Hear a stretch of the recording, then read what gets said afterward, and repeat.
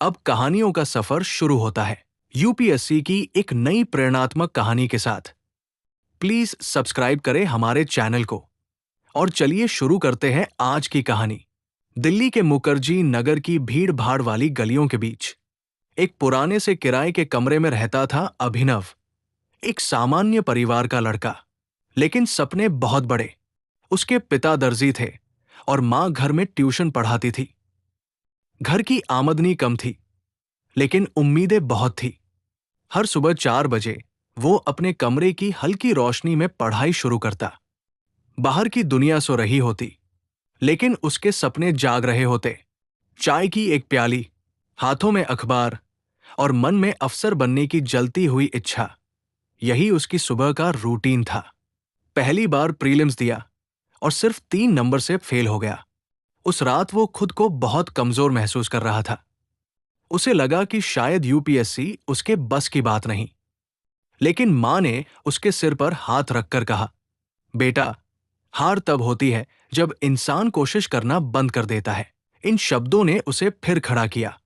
अगली बार उसने रणनीति बदली। एंसर्ट से लेकर मॉक टेस्ट तक हर चीज को गंभीरता से लिया। पूरे दिन वो लाइब्रेरी में बैठकर पढ़ता और रात में अपनी गलतियों की लिस्ट बनाता। और फिर दूसरे प्रयास में प्रीलिम्स क्लियर, मेज भी अच्छे से गया। अब आया इंटरव्यू। इंटरव्यू से एक हफ्ते पहले उसके पिता बीमार पड़ गए। घर में पैसे की तंगी फिर से बढ़ गई। रिश्तेदारों ने कहा, इतना पढ़ाई पढ़ाई करता है, कोई नौकरी कर लेता। लेकिन मां ने फिर वही एक लाइन कही, तू बस आगे बढ़, बाकी भगवान संभाल लेगा।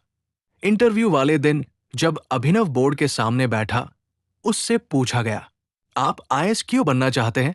उसने गहरी सांस लेकर कहा, क्योंकि मैं उन लोगों की आवाज बनना चाहता हूं जिनकी आवाज अक्सर अनसुनी रह जाती है। बोर्ड के सदस्यों के चेहरों पर एक शांत मुस्कान थी। और आखिर रिजल्ट वाले दिन जब उसने अपना रोल नंबर देखा, वो फूट फूट कर रो पड़ा। गैर 132।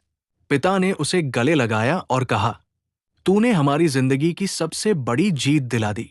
तो दोस्तों, ये थी आज की यूपीएससी प्रेरणात्मक कहानी। अगर कहानी पसंद आई हो तो लाइक,